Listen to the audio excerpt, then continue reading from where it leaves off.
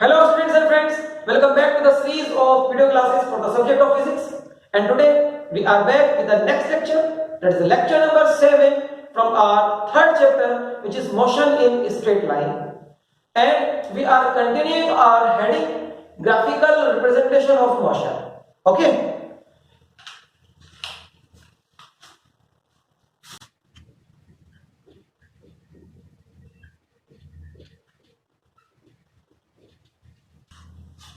So far, we have done two types of graph till now. Type A graphs, position time graph हमने किए, and then type B graph, velocity time graph या फिर speed time graph जिनको आप बोलते हैं, वो भी हमने अब तक कर लिया है. And now today in this lecture, we are going to do acceleration time graphs. Acceleration time graphs हमको करने होंगे और acceleration time graph भी वही करने हैं, body at rest, body in uniform motion and body in non-uniform motion के लिए आप लोग इनको करेंगे. So let's start with the graph number 8 under the heading of type C graphs. Type C graphs और ये होते हैं हमारे acceleration time graphs. And remember students, acceleration is a vector quantity. It can be positive as well as it can be negative. So acceleration time graph will directly give us the value of acceleration of an object in motion at a given time. मतलब इस graph से आप directly instantaneous acceleration calculate instantaneous acceleration बता सकते हैं. Okay. So graph number 8 is for body at rest or body in uniform motion. Body at rest या फिर body in uniform motion, दोनों का ग्राफ एक जैसा होने वाला है यहाँ पर एक्सेलरेशन टाइम ग्राफ के लिए. It is because whether the body is at rest acceleration is zero और the body is in uniform motion then also the acceleration is zero. दोनों ही केसेस में एक्सेलरेशन जीरो होता है. तो एक्सेलरेशन जीरो का एक्सेलरेशन टाइम ग्राफ तो बहुत ही ज्यादा सिंपल होगा. Suppose this is time axis, time is in seconds, and this is acceleration axis, and acceleration is in meter per second square, and this point is the origin. Okay. Acceleration zero करना है तो acceleration zero के लिए graph is this. ये graph acceleration zero का होगा. जितने time के लिए आपने इसको ऑब्जर्व किया है वहां तक आप ग्राफ को बनाएंगे. Suppose it has been observed for 6 seconds, तो 6 seconds तक हमने इसको ड्रॉ किया है. Okay. So this graph shows both the conditions, body at rest, body in motion. Means अगर आपको एक्सेलरेशन टाइम ग्राफ में स्ट्रेट लाइन को इंसाइडिंग विद टाइम एक्सिस मिल जाए तो आप कहेंगे या तो बॉडी रेस्ट पर है या बॉडी यूनिफॉर्म मोशन में हो सकता है, क्योंकि दोनों केसेस में ए जीरो होता है और आप इस ग्राफ से ये आइडेंटिफाई नहीं कर पाएंगे कि बॉडी रेस्ट पर है या यूनिफॉर्म मोशन में. बस इतना तो पता है आइदर का बॉडी इज एट रेस्ट और in uniform motion, but identify नहीं कर पाएंगे अगर आप इससे आगे. Okay. So we can have an statement over here on acceleration time graph.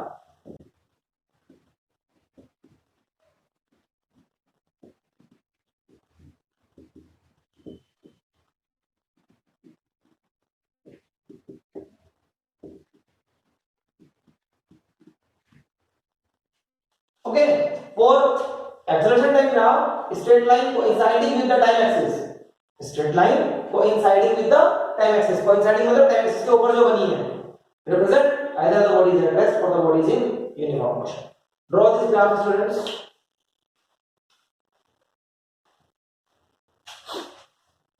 And now proceeding towards graph number 9.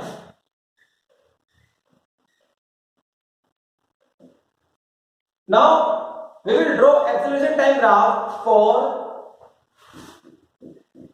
body in non-uniform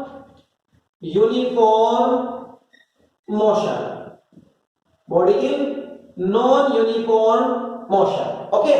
and we all know that non-uniform motion is of two types, uniformly accelerated motion and non-uniformly accelerated motion. So first of all we are going to draw a graph for uniformly accelerated motion. And what is the meaning of uniformly accelerated motion?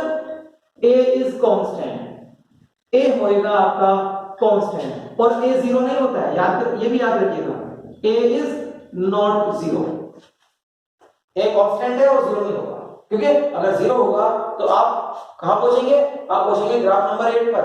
A zero means या तो body rest पर है या uniform motion में है, okay. But अभी आपको करना है नॉन यूनिफॉर्म मोशन में यूनिफॉर्मली एक्सेलरेटेड मोशन, तो A can not be zero and whatever the value of A is, उसकी वैल्यू कांस्टेंट ही रहेगी। So again a very simple graph, acceleration on y-axis with the unit of meter per second squares and time on x-axis having units in seconds. This is origin. अभी आपको uniformly accelerated motion मतलब a constant रखना है, तो a की जो भी value रहेगी, suppose an object is moving with 4 meter per second squares, with 4 meter per second squares, and we have observed that this object is moving for 4 seconds, 4 seconds के लिए उसने मोशन किया, 1 2 3 4 5 6, so you will draw a graph up to 4 second mark, 4 meter per second square acceleration के साथ constant acceleration है, तो ये graph आएगा अप टू 4 सेकंड्स। देखो 1 सेकंड पर भी इतना ही रहेगा, 2 सेकंड पर भी इतना ही रहेगा, 3 सेकंड पर भी 4 ही रहेगा एंड फाइनली 4 सेकंड पर भी 4 ही रहा। It means acceleration is constant, मतलब यूनिफॉर्मली एक्सेलरेटेड मोशन है। अगर एक्सेलरेशन कांस्टेंट हो लेकिन नेगेटिव हो, उसका ग्राफ क्या बना सकते हैं? For negative acceleration also you can draw the graph.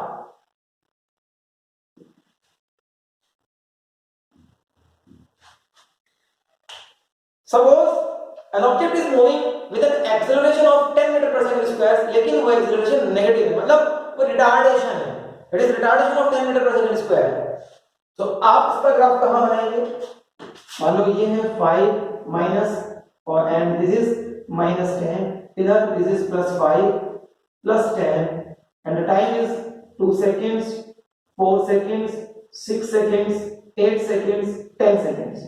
Suppose this motion is observed for first 8 seconds, यहां तक ऑब्जर्व किया 8 सेकंड्स तक। सो जो 10 मीटर पर सेकंड स्क्वायर के साथ ऑब्जेक्ट जा रहा है विद नेगेटिव एक्सेलरेशन, उसका ग्राफ आप कहां बनाएंगे? This is the graph.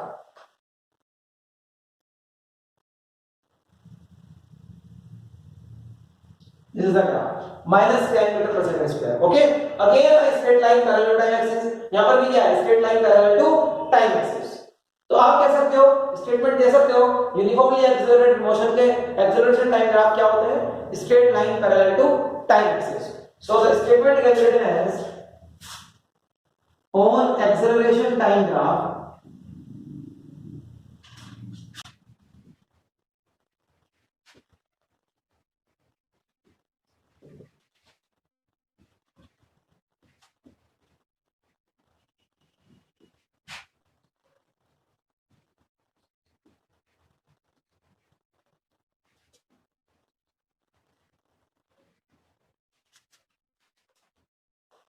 Okay. Acceleration time graph अगर straight line parallel to time axis है, straight line parallel to time axis, straight line parallel to time axis, लेकिन ये वाली स्ट्रेट लाइन नहीं होनी चाहिए जो टाइम एक्सिस के ऊपर बनती है, not coinciding with the time axis, okay. ये वाली लाइन नहीं इंक्लूड करनी है। ये लाइन अगर आ गई तो कहां पहुंचोगे? ग्राफ नंबर 8 पर पहुंचोगे। सो वो लाइन इंक्लूड नहीं करनी है आपको, बाकी सारी लाइंस जितनी भी straight lines parallel to time axis होंगी वो यहां हो, यहां हो, यहां हो, यहां हो या नीचे हो नेगेटिव्स में। अगर ऐसा ग्राफ है आपके पास एक्सेलरेशन टाइम के ऊपर, तो it means body is in uniformly accelerated motion, okay. What is in uniformly accelerated motion? Free fall motions जो होते हैं, आप किसी भी ऑब्जेक्ट को अगर suppose I am having an object और इस ऑब्जेक्ट को अगर आप ड्रॉप करते हैं तो ये फ्री फॉल मोशन होता है, इसका एक्सेलरेशन होता है 9.8 metre per second square vertically downward towards the centre of the earth, vertically downward. And generally हम वर्टिकली अपवर्ड वाला डायरेक्शन पॉजिटिव मानते हैं, y एक्सिस वर्टिकली अपवर्ड मानी जाती है एंड इट इज पॉजिटिव, तो वर्टिकली डाउनवर्ड डायरेक्शन हमारा negative हो जाएगा। सो आप इस एक्सेलरेशन को क्या क्या साइन देंगे, नेगेटिव, क्योंकि नेगेटिव डाउनवर्ड जा रहा है ना, आपने पॉजिटिव डायरेक्शन ऊपर माना है तो नेगेटिव डायरेक्शन नीचे, तो this acceleration is a is equals to minus 9.8 metre per second square अगर आपने वर्टिकली अपवर्ड डायरेक्शन को पॉजिटिव माना है। और ये एक्सेलरेशन हमेशा कांस्टेंट रहता है फ्रीली फॉलिंग ऑब्जेक्ट्स का, okay, whether the body is moving upward और इट इज फॉलिंग डाउनवर्ड, ये एक्सेलरेशन इसका कांस्टेंट ही रहता है। तो फ्रीली फॉलिंग ऑब्जेक्ट्स का एक्सेलरेशन अगर कांस्टेंट है तो फ्रीली फॉलिंग ऑब्जेक्ट्स कौन सा मोशन शो करते हैं, uniformly accelerated motion, and freely falling objects के एक्सेलरेशन टाइम ग्राफ इस तरह के होंगे, क्योंकि एक्सेलरेशन हमने नेगेटिव माना है, नेगेटिव -10, एक्सेलरेशन क्या होता है -9.8 होता है ना, तो वो ग्राफ आप -9.8 पे बनाएंगे, -9.8 पे, okay. And if in any question अगर आपसे ये कह दिया जाए कि डाउनवर्ड डायरेक्शन को पॉजिटिव लो, तो फिर यही ग्राफ 9.8 पॉजिटिव पे आ जाएगा, क्योंकि अब डाउनवर्ड डायरेक्शन को क्वेश्चन खुद कह रहा है कि आप इसे पॉजिटिव लेकर बनाकर दिखाओ। सो फ्रेम ऑफ रेफरेंस को क्वेश्चन चेंज कर सकता है, किसी भी फ्रेम ऑफ रेफरेंस को अपने माइंड में कभी फिक्स मत करना, okay. So students, draw this graph also.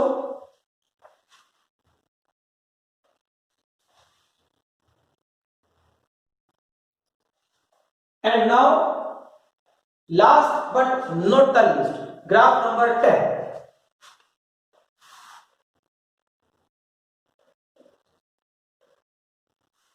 Again, body in non-uniform motion, but this time non-uniformly accelerated motion.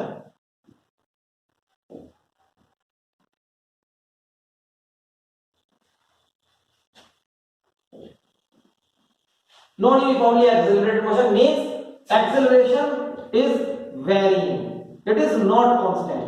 आपको ऐसे ग्राफ्स बनाने हैं जिनमें एक्सेलरेशन कांस्टेंट ना आए। इस तरह के ग्राफ्स हम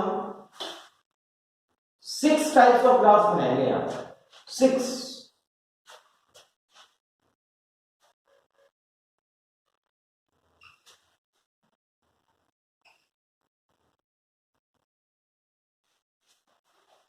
All these are acceleration time graphs। Positive direction सबके मैंने मार्क कर दिए हैं along with the origin।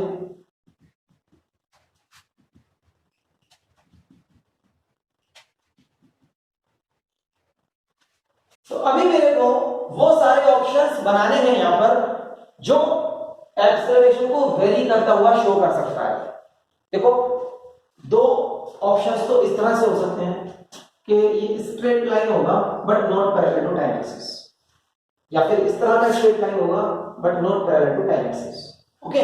देखो, एक्सेलरेशन इज चेंजिंग ना, इस वाले में एक्सेलरेशन इज इंक्रीजिंग, एक्सेलरेशन का वैल्यू इंक्रीज कर रहा है and at a constant rate. Straight line का मतलब होता है कांस्टेंट रेट पर इंक्रीज करेगा, ठीक है, इंक्रीजिंग एट कांस्टेंट रेट, ये आप यहां पर कह सकते हो बस। और यहां पर एक्सेलरेशन की वैल्यू इज डिक्रीजिंग, जैसे जैसे टाइम आगे बढ़ेगा एक्सेलरेशन की value is decreasing, so acceleration की वैल्यू डिक्रीज कर रही है एट अ कांस्टेंट रेट, क्योंकि ये स्ट्रेट लाइन है तो कांस्टेंट रेट कह सकते हो बस आप, इससे ज्यादा कुछ नहीं बोलेंगे यहां पर। और बाकी चार वही मेथड्स जो आपको बार-बार मैं बताता हूं, like this and like this, इन दोनों ही केसेस में एक्सेलरेशन इज इंक्रीजिंग और acceleration is decreasing like this और लाइक दिस। ये सारे possibilities non uniformly accelerated motion को शो करती हैं, ओके। और इन ग्राफ्स में, ग्राफ नंबर 10 में इससे ज्यादा डिटेल्स की अभी हमें कोई जरूरत नहीं है, okay. So students, you can draw these graphs also.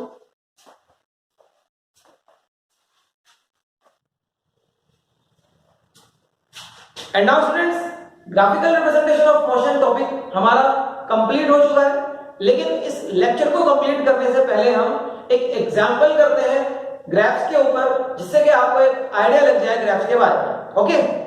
सो अभी एग्जांपल में क्या है, एग्जाम्पल इज या question is draw acceleration time graph for an object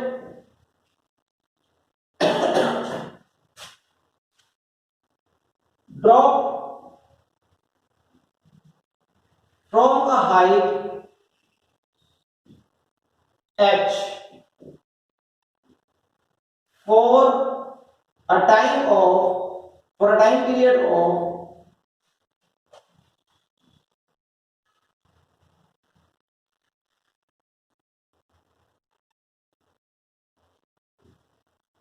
2 into root 2h by g। कितने टाइम पीरियड के लिए बनाना है आपको ये graph. Okay, freely falling object, देखो ड्रॉप फ्रॉम अ हाइट, तो कोई ऑब्जेक्ट होगा जिसको हमने किसी हाइट से ड्रॉप करना है और वो हाइट क्वेश्चन में मेंशन कर दी है already. This height is h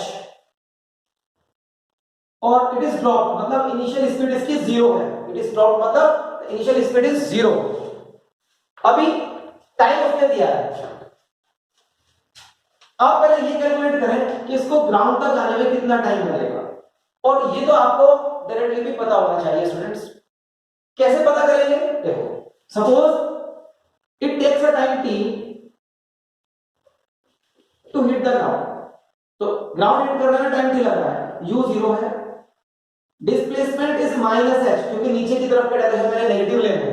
okay, upward positive, downward negative, -h और acceleration is -g and you have to calculate t। तो कौन सी इक्वेशन ऑफ मोशन लगा सकते हो? Second equation of motion, s is equals to ut plus half at square. s is -h, u is 0 तो 0 into t 0 हो जाएगा, half a is -g t square. Okay, -h is equals to minus half g t square, minus minus cancels and finally the result for t is 2h by g under the root। Check करो इसको, t का result 2h, नीचे g square लग रहा है तो square हटाएंगे तो we will get root of 2h by g। और इसने कितना टाइम दिया है? 2h by g रूट का डबल, देखो ट्वाइस r2 लिखा है उसका डबल, मतलब इतने टाइम में तो ये नीचे गिरेगा। टकराने के बाद वापस इतना ही टाइम और चाहिए उसको भी, तो इतने टाइम में वो वापस किसी हाइट पर आ जाएगा, it will reach to the same point. ये अगर पॉइंट A है and this point is B पर टकराएगा वो B स्पीड से और वापस जाएगा फिर A तक ही जाएगा। ओके, इसका एक्सेलरेशन टाइम ग्राफ पूछा है हमसे, एक्सेलरेशन टाइम ग्राफ ये लो।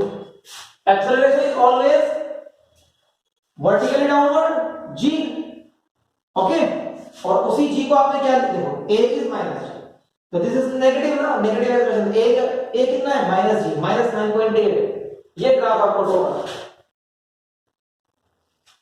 a का positive direction, this is origin, यहां पर आप लिख देंगे माइनस का 9.8, यूनिट्स है मीटर पर सेकंड स्क्वायर।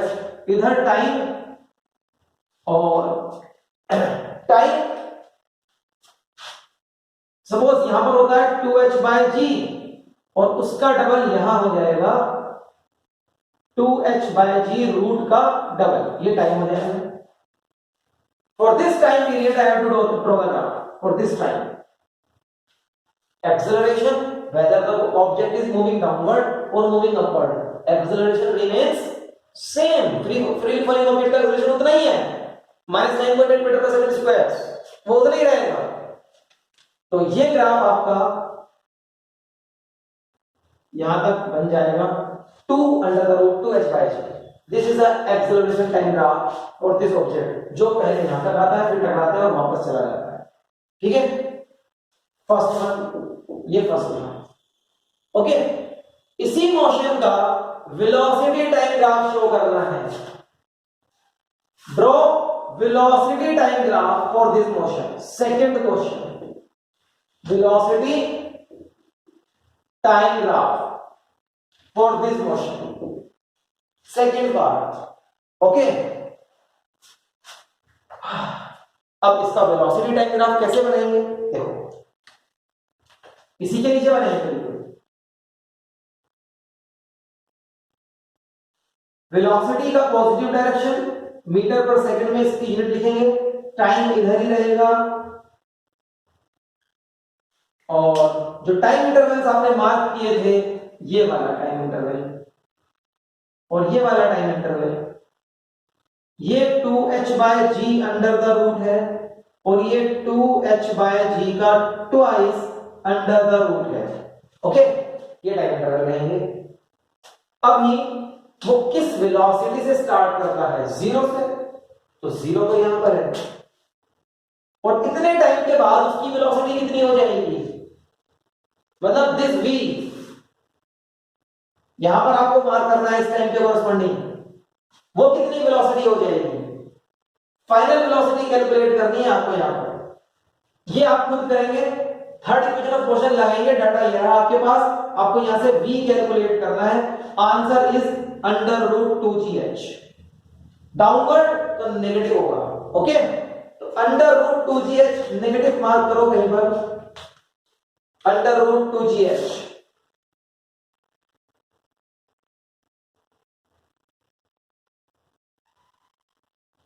ये टाइम एक्सिस है, मैं इसको यहां लिख देता हूं। इस पॉइंट तक, इस पॉइंट ऑफ टाइम तक उसकी स्पीड हो जाती है अंडर रूट 2gh, डाउनवर्ड मतलब नेगेटिव। और ये कैसा मोशन है? It is uniformly accelerated motion. तो ये vt ग्राफ कैसा होता है? उसके लिए straight line. Turn your pages, check करो वेलोसिटी टाइम ग्राफ में यूनिफॉर्मली एक्सेलरेटेड मोशन का ग्राफ कैसा होता है? Straight line incline to time axis होता है। तो इट मींस यहां से आपको पता चला कि ये दोनों पॉइंट्स मेरे को स्ट्रेट लाइन के अकॉर्डिंग मिलाने होंगे। ये रहे, अभी तो यहां तक बनाएगा, टकराकर वापस जाएगा, अब वेलोसिटी अपवर्ड हो जाएगी और धीरे धीरे कम हो जाएगी, जीरो हो जाएगी वापस यहां तक पहुंचते पहुंचते। हाईएस्ट पोजीशन पर जब कोई ऑब्जेक्ट पहुंचता है तो उसकी फाइनल स्पीड जीरो हो जाती है हाईएस्ट पोजीशन पर, तभी तो वहां से वापस गिरेगा। ओके, तो वापस पहुंचेगा विद पॉजिटिव, पॉजिटिव तो ऊपर होनी है, ऊपर होनी है। जैसे टकराएगा रूट 2gh से, अभी नीचे था, टकराते ही रूट 2gh से ऊपर हो जाएगा, टकराते ही रूट 2gh से ऊपर हो जाएगा। Now this is positive. तो जैसे ही यहां पर कोलाइड करेगा, eight that instant only, eight that instant only, जितना ये माइनस रूट 2gh लिखा है ना आपने, उतना यहां पर प्लस 2gh लिख लो under the root. At that instant only इसकी स्पीड एकदम से पॉजिटिव हो जाती है कोलाइड करते ही, और फिर धीरे धीरे वापस जीरो होगी। यूनिफॉर्मली एक्सेलरेटेड मोशन है तो इस तरह से जीरो होगी, like this. Very important graph, very very important graph. ये ग्राफ्स आ जाता है एग्जाम में, पूछा जाता है ग्राफ, ठीक है। तो velocity time graph for an object which has collided once and then raised to the same height, उसके लिए।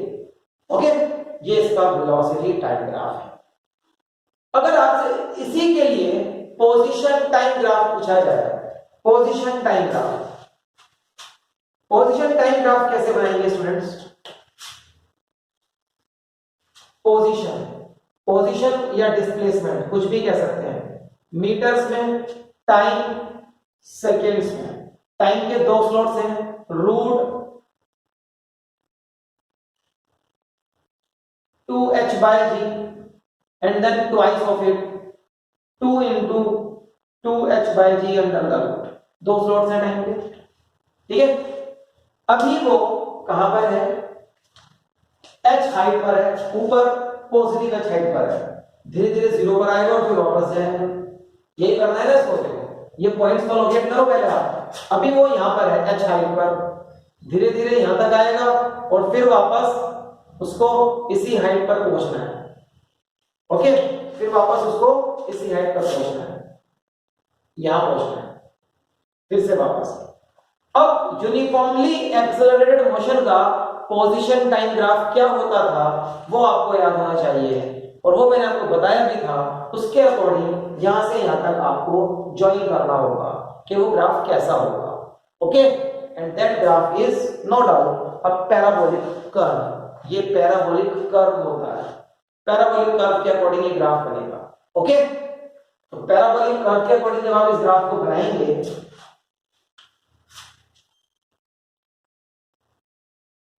it will be like this, and then plateaus. Starting में वो धीरे धीरे नीचे गिरता है और फिर उसका गिरने का रेट बहुत ज्यादा हो जाता है, क्योंकि जैसे जैसे नीचे आया उसकी स्पीड बढ़ती जा रही है। ओके, लास्ट में वो कम टाइम इंटरवल में ज्यादा डिस्टेंस गिरेगा और स्टार्टिंग में उतने ही टाइम इंटरवल में बहुत कम डिस्टेंस, बहुत कम हाइट गिराएगा।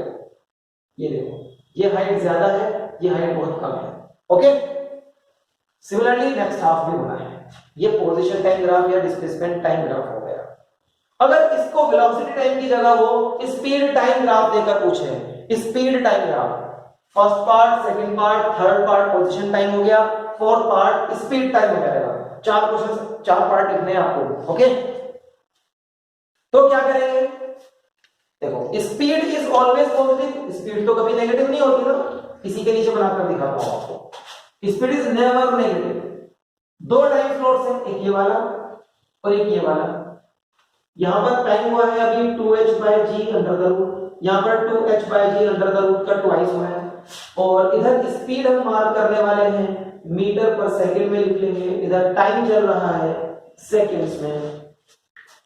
जब स्टार्ट करता है तो 0 स्पीड से स्पीड धीरे धीरे बढ़ती है, √2gh हो जाती है। सपोज यहां पर 2gh लिखा है कहीं, स्पीड धीरे धीरे बढ़ेगी, स्ट्रेट लाइन ग्राफ होना है, यूनिफॉर्मली एक्सेलरेटेड मोशन है।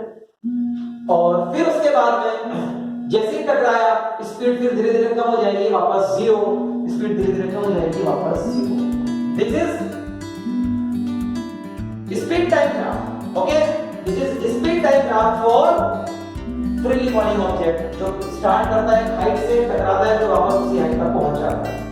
तो स्टूडेंट्स, ये एक एग्जांपल मैंने आपके साथ डिस्कस किया है फ्रीली फॉलिंग ऑब्जेक्ट के लिए अलग अलग ग्राफ्स ड्रॉ करने का। ओके, और ये एग्जांपल डिस्कस करने का एक रीजन भी है क्योंकि इस तरह का क्वेश्चन एनसीईआरटी में भी है आपके साथ, आपकी टेक्स्ट बुक्स में भी है, आईसीएसई बोर्ड्स के बच्चों की टेक्स्ट बुक्स में भी है। ठीक, तो आप इस क्वेश्चन को आप वहां पर देखेंगे तो you can understand that question. Okay, so students, with this we have concluded the lecture today and also we have concluded the heading graphical representation of question. Okay, so we will meet in the next lecture with a new topic. Wish to see you in the next class. Till then, bye bye.